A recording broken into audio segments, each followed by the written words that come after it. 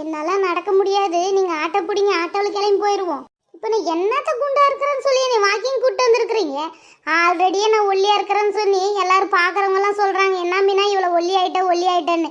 ஆனால் உங்க கண்ணுக்கு மட்டும்தான் நான் குண்டா இருக்கிற மாதிரி தெரியுது. அடியே இருக்க இருக்க பெருத்து போயிட்ட சரியா? வயசாக ஆக உடம்பு ஏறிச்சுன்னா வராத நோவெல்லாம் வந்துருமாக்கும். அதனால தான் ஒன்று வாக்கிங் கூப்பிட்டு வந்தேன். தின்னு தின்னு பெருத்து உடம்புடி. அவங்களெல்லாம் உன்னை ஒல்லியா இருக்கிறாங்கன்னா அவங்களுக்கெல்லாம் நல்லா கண்ணு தெரியலன்னு அர்த்தமாக்கும். யார் சொன்னது? எனக்கு சூதுவாதுன்னா என்னன்னே தெரியாது. கண்டம் கவனம்லாத தின்னு வளர்ந்தவன் நான் சரியா? அதனால என்னை வச்சு கண்ணு வைக்காதீங்க. ஆமா, உனக்கு கண்ணு வைக்கிறாங்க உன் மேல. பேசாம நடியேண்டி, எதுக்குடி இப்படி நடு ரோட்ல நிறுத்திட்டு இப்படி அக்கப்போர் பண்ணிட்டு கிடக்குற? அட ஏன் மாமா, இதுக்கு என்ன உடம்பு இருக்குது? சும்மா என்ன கூப்பிட்டு டார்ச்சர் பண்ணிட்டு கிடக்குறீங்க வாக்கிங் போறன்ற பேருளில. காளியப்பா, என்ன 2 பேரும் ரொமான்ஸ் கொஞ்சிட்டு இருக்கிறீங்க? நாங்களே 2 பேரும் சண்டை பிடிச்சிட்டு கிடக்குறோம். உன்ற கண்ணுக்கு நாங்க ரொமான்ஸ் கொஞ்சம் மாதிரி இருக்குதா? அது எதுக்கு 2 பேரும் சண்டை பிடிச்சிட்டு கிடக்குறீங்க? அது ஒண்ணுமில்லைங்க, நான் குண்டாயிட்டேனா அதனால வாக்கிங் கூப்பிட்டு வந்திருக்கிறாரு. என்னால நடக்க முடியலன்னு சொன்னேன், அதுக்கு திட்டிட்டு கிடக்குறாரு.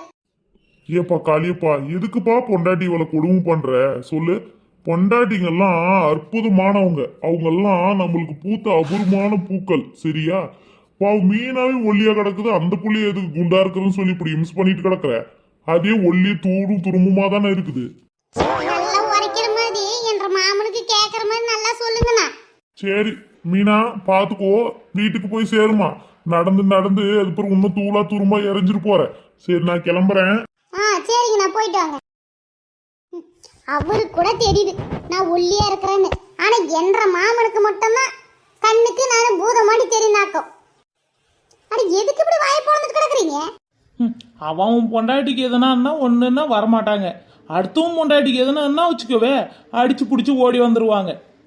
உங்களுக்கு வருமே கோவம். என்னை ஒல்லியா இருக்கிறேன், சிம்ரன் மாதிரி இருக்கிறேன்னு சொல்லிட்டு போயிருக்கிறாரு சரியா? அது உங்களுக்கு பொறுக்கலையா? அடியே, அவன் உன்னே மட்டும் சொல்றதில்றி.